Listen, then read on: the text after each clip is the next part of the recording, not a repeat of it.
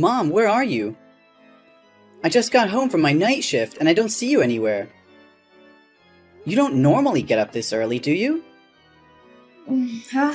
Who's that? Mom, are you okay? It's me, Calvin, your son. Calvin? Oh, Calvin, my dearest baby.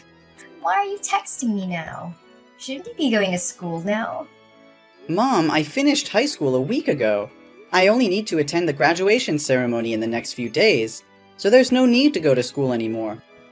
Oh, I see. Why are you texting me now? Shouldn't you be going to school now? Mom, you just asked the same question and I just answered it. Are you sure you're really okay? Oh, really? I just didn't pay much attention. I think I'm still not fully awake. Then why are you texting me? I just wanted to ask where you are.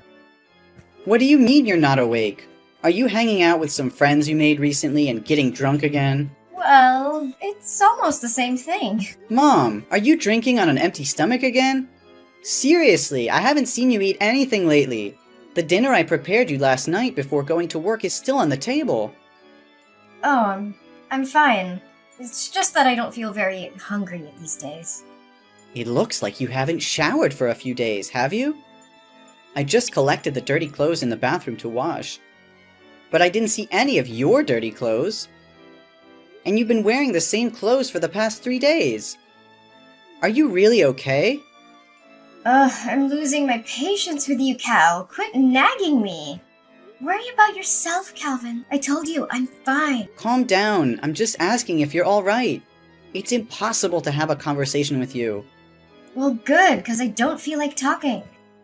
But really, Mom, you have to take care of yourself. What you're doing is very unhealthy. Why are you acting like my parent? I'm the parent here. Well, obviously, the roles have changed. I'm taking care of you now. Nobody asked you to take care of me. You're not the man of this house. You're just a kid. Okay, I'm graduating and turning 18. I'm the only man in this house since my dad passed away 5 years ago in a hit and run. It carries some weight. Look, I'm just trying to help out. Oh, I feel so free. And I love my kid. Okay, since we're talking about school, are you still coming on next Friday? For what? Calvin, you're messing up my chill. God, it's annoying. The message alarm just keeps ringing. For my high school commencement. Well, I don't know. I'll try. I might be busy, though. I might. It's the ceremony for my high school graduation. I have to give my valedictorian speech because I'm the honor student receiving a scholarship from a top university. Ugh, Calvin, seriously, it's not a big deal. What's the problem? This is a big deal! Mom, what's wrong with you? You were just excitedly talking about, oh, my baby's graduating 1 week ago. Now it's not a big deal with you anymore? Okay. Whatever you want. We'll talk about this after you get home. By the way, I just got my salary from my part-time job today. So I've saved up enough money to pay my tuition fees for the first year and still have some left over. So tonight we're going out for a meal to celebrate. I'll treat. Oh, the college money thing? I was gonna talk to you about that too. Oh, you don't have to worry. I've already saved enough money. Next year, I'll continue working part-time to earn more money for the next year's tuition. You don't need to worry about that. Oh my god, Mom, where's all my money? I just checked my money box and it's empty. What happened? Is there a thief in the house? No, the room was immaculate, with no signs of rummaging. It's like the person who took the money knew exactly where I hid it and went straight for it. Mom, it was you, right? What? How could you suspect me? Why not one of your friends or somebody else? Come on, Mom. I haven't told anyone about saving this money except you. I've never brought friends home, so how would they know where I hid the money? The digital password on the money box shows no signs of tampering, and the password is a special sequence of numbers between you and me. Only the two of us know it. Fine, it was me, but you shouldn't doubt your own mother, Cal. What? Did you spend my money without even consulting me? Do you realize that's the money I've been saving for 3 long years? I had to work 2 or 3 part-time jobs during the holidays, and even take on night shifts. Even during the school term, I worked as a babysitter or gardener for the neighbors just to save every penny. I know our family's financial situation isn't good, So I worked tirelessly to save that money for college without burdening you. But now, why did you take all that money? Oh, baby. I know how hard you've worked. But you see, I just got laid off by my company and I'm unemployed now. Yesterday, one of my friends introduced me to a highly lucrative job opportunity. But since I didn't have any money saved, I borrowed from you temporarily to invest. What? You took all of my hard-earned $8,000 to invest in a job based on a promise from a friend you've only known for a few days? How could you do that? What is that job? How can you be so sure it will be profitable? Are you sure they're not trying to deceive you? Oh, don't you worry. I've been through this job before. You can trust me. Within just 1 month, the money I borrowed from you will be returned and multiplied many times over. It'll be more than enough to cover your tuition fees for all 4 years of university. We won't have to worry about finances anymore. What? How can any job generate that much money in such a short time? Are you absolutely certain they didn't mention those figures just to deceive you? Don't worry. I swear on everything I hold dear, this job will transform our lives. But right now I have to go and secure the merchandise. We'll talk about it later. Mom, slow down. We need to think this through before jumping in. This is our last remaining savings. Mom, please, answer me. Don't make impulsive decisions that could ruin us.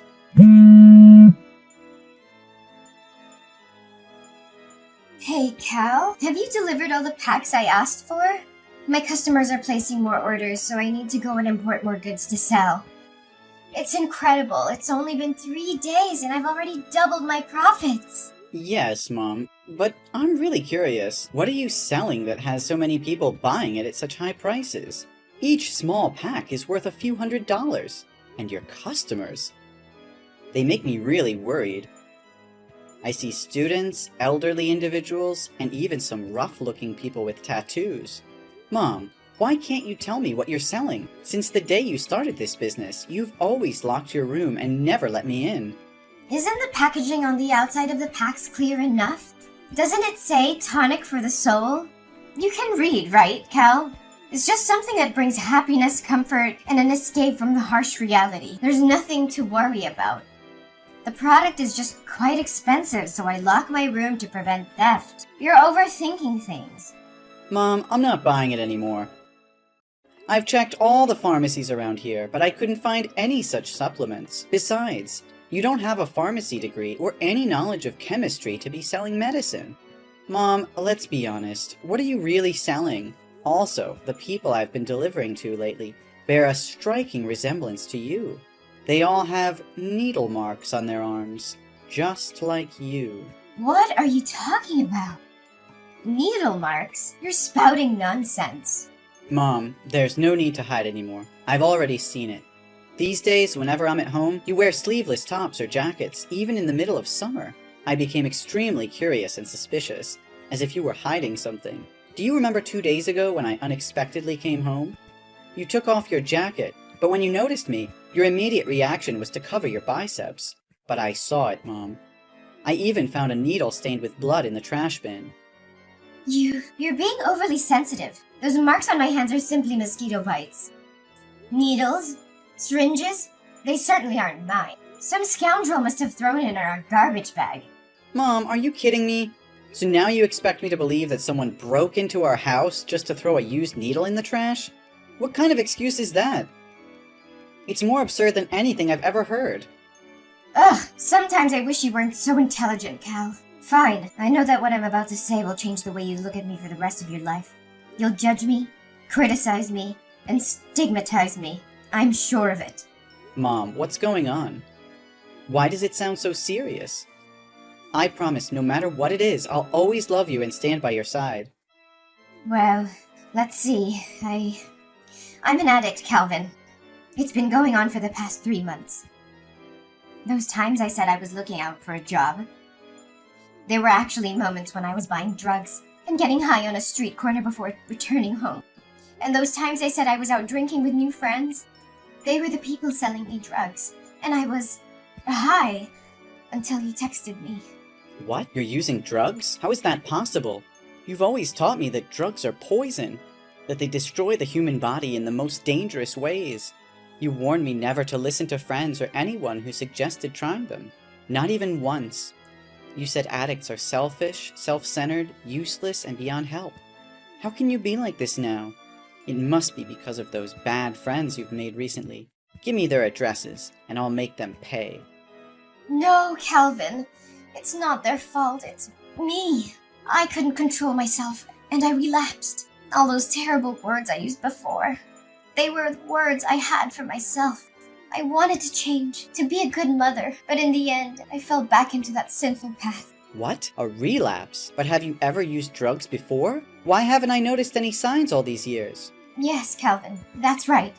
It's a secret I wanted to take to the grave so you wouldn't have to know. The truth is, I've been battling addiction since I was 14 years old. When your grandparents divorced when I was young, no matter where I lived, they were often away on business trips. That left me with a lot of freedom and the pocket money they gave me. It was a recipe for disaster. I made a friend, someone I thought was amazing, and we had a lot of fun together. But one day, when I went to her house, I met her mother. She was an addict, and she offered me my first Oxycontin. She simply said, "You should try it." And what happened? Please tell me you refused. I wish I did, honey. But I was curious at the time, so I took a pill. The thought that crossed my mind was, I want to feel like this for the rest of my life. It was the perfect escape for me. And from that moment on, I spiraled into addiction, using all the money my parents gave me to buy drugs every day. But then they found out I was high in my room, so they cut off my funds. But the grip of addiction was unbearable, so I became a drug dealer for my friend's mother in exchange for my own supply. For 6 years since I first tasted the allure of drugs, I tried various stimulants, from heroin to synthetic substances. And during that time, I mistakenly believed I was living in heaven. But you said you'd recovered from addiction. What happened, Mom? That's true. Something heartbreaking happened that jolted me awake from my complacency. My best friend died of an overdose right before my eyes, and I was too high at the time to help her. By the time I regained my senses and called for an ambulance, it was already too late. I blame myself every day because I introduced her to drugs. Despite growing up with an addicted mother, she fought hard not to become like her. But it was my influence that led her down that path. I was desperate at that time and got caught by the police, who sent me to a youth rehab center. It was there that I met your father. How was my dad? I thought you met him while he was working as a doctor at the local hospital. Why did you meet him in rehab? Your father was actually an intern at the rehab facility that year. Unlike others, he didn't treat addicts like me as scum. He was compassionate and supportive throughout my recovery journey. We grew close, and he became my beacon of hope. Since then, I have stayed away from drugs. So why, after almost 18 years of being clean, did you fall back into addiction? After your father passed away, I fell into a deep depression, feeling unloved and contemplating suicide. The thought of leaving you alone in this world held me back. The pressure of making money and the constant feeling of failure, as I couldn't achieve financial success, left me exhausted. Finally, being fired from my job was the last straw, and I completely fell apart. Why didn't you tell me all of this earlier? I foolishly believed that everything was fine. Don't blame yourself, honey. It's not your fault. It's my own incompetence. I was so consumed by grief that I went to a bar to drown my sorrows. And there I happened to encounter the mother of my late best friend.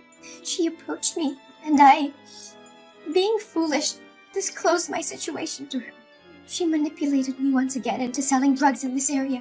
Initially, I hesitated, but she both seduced and threatened me. She said if I didn't become a drug dealer again, she would come to you and expose all my embarrassing past. And the allure of making a lot of money convinced me to give in to her offer. What? Please don't tell me. Inside those packs are drugs. Mom, that's illegal. I even helped you deliver them today. Not only will you end up breaking the law and going to jail, but I could also get caught, and it would ruin my future. Oh, don't worry, honey. They won't arrest you. You're still just a kid, and they didn't arrest me back in the day. You were just helping me with the deliveries today. If the police found out, just say you didn't know anything. Mom, I'm 18 years old. I'm an adult, and I'm old enough to face the consequences of my actions with the law. What? No way. I always thought of you as just a kid. What should I do? I've not only shattered my image as a good mother, but I've also jeopardized your future. I never wanted this for us, Calvin. I never wanted to be an addict, but I couldn't escape its clutches. I'm so sorry for failing you, for failing as a mother. I know it's unforgivable, but I did it out of desperation. The addiction consumed me and I lost sight of everything else. I thought I could handle it, that I could hide it from you and protect you from this darkness. But I failed and now everything is falling apart. Mom, I can see the desperation in your eyes, but giving up is not an option. We can't let despair consume us. We have to fight for a better future, for your well-being, and for our relationship. We need to confront this head-on and seek help. Rehab can provide the support you need to overcome your addiction once again. Calvin, I just don't see a way out of this darkness. The weight of guilt, shame, and the realization of the pain I've caused is crushing me. How can I ever face myself, let alone society? I know it feels overwhelming right now, but we can't let despair dictate our choices. We have to confront the consequences of our actions and seek help. It's the only way to break free from this cycle and find redemption. Redemption? Do you really believe it's possible for someone like me? I've betrayed everything I stood for, everything I taught you. How can I ever make amends for that? Mom, redemption is not about erasing the past or pretending it didn't happen. It's about acknowledging our mistakes, taking responsibility, and committing to change. It won't be easy, and there will be obstacles along the way, but it's a journey worth taking. But what about society? They will never forgive me. They will always see me as an addict, a failure, a burden to society. They view us as criminals, as failures. Even if I go to rehab, who will hire me afterwards? Who will give me a chance? I'll be forever labeled as an addict. How can I face their judgment, their scorn? Society can be harsh, Mom, but there are also compassionate people who understand the struggles of addiction. Besides, you still have me. I'll always be here and accompany you like my father did with you. We can find a path where you can heal and rebuild your life without constantly living in fear of judgment. I want to believe, Calvin. I want to believe that there's still hope for me, for us. I'll try. For you. For our future. Please help me find the way out of this despair. Mom, that's all I could ever ask for. Together, we'll find the help you need, the support you deserve. Mom, where are you? Mom? The hospital just called me and said you ran away. Where did you go? You just escaped death. Calvin, I'm sorry. I'm really sorry. I couldn't contain myself. I never wanted this, Calvin. I never wanted to go down this path again. But the pain, the emptiness inside me grew so intense that I found myself drowning in desperation. I thought I could handle it, that I could find an escape. And then the devil's whispers echoed in my ears, tempting me with false promises of relief. Why don't you just let me die of an overdose? Why are you trying to save my life? And now I have to live in humiliation. I don't dare see you again. Mom, please don't say that. Don't give up on yourself.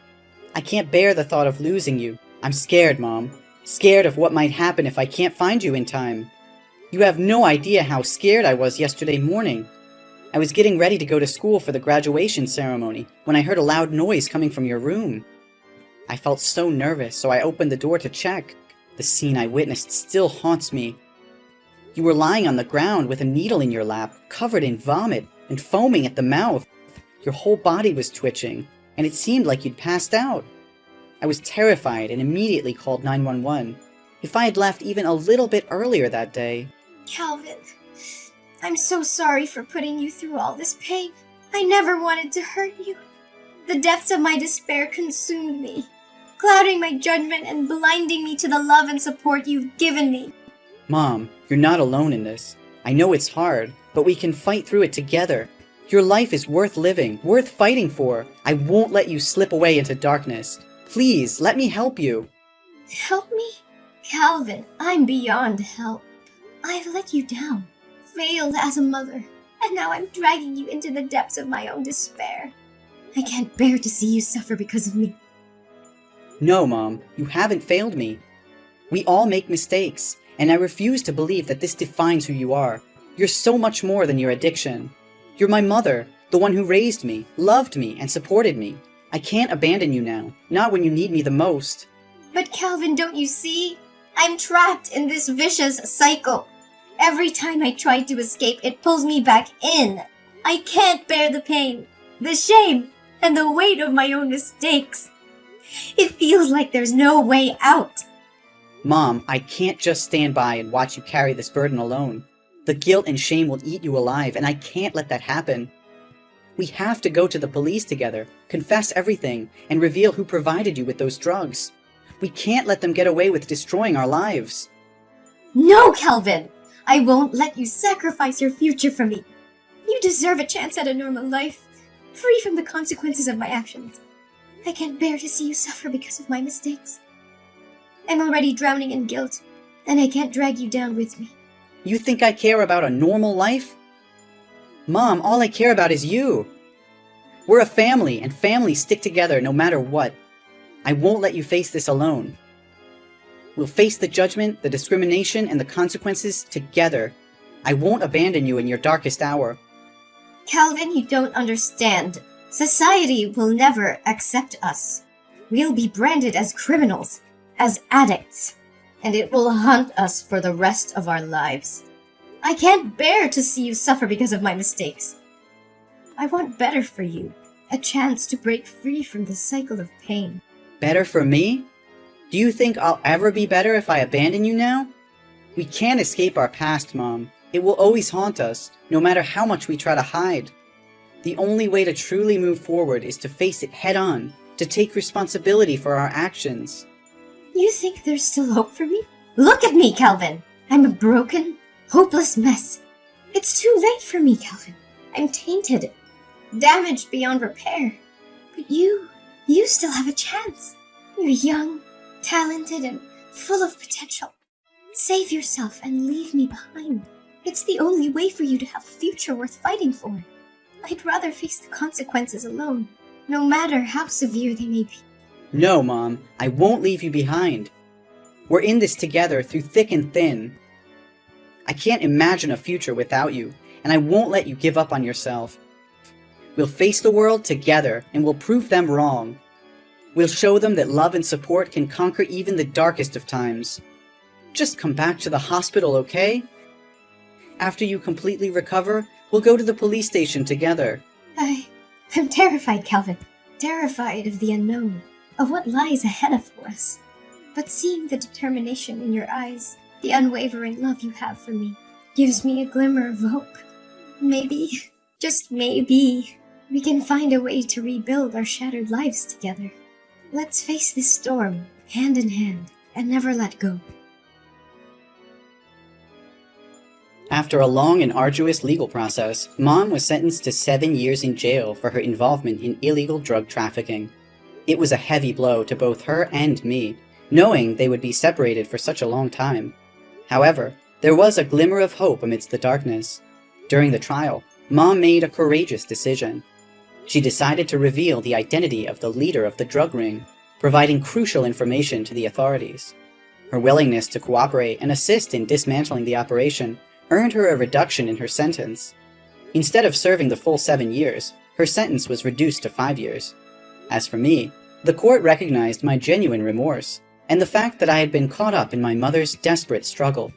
Despite my involvement in transporting drugs, the judge saw potential for my rehabilitation, and granted me a suspended sentence of 1 year, giving me a chance to turn my life around. The sentencing was bittersweet, as we knew we would be apart for a considerable period. But it was also a turning point, a chance for us to rebuild our lives and make amends. We held on to the hope of a brighter future, even in the face of adversity. While Mom served her time behind bars, I dedicated myself to self-improvement. I pursued education and counseling, determined to break free from the shadows of the past. I surrounded myself with positive influences, and used my experience to raise awareness about the dangers of drug addiction. As the day of my mom's release approached, I eagerly awaited her return. I had grown into a responsible and compassionate young adult, ready to support her transition back into society. Together, we embraced the second chance life had given us, determined to make the most of it.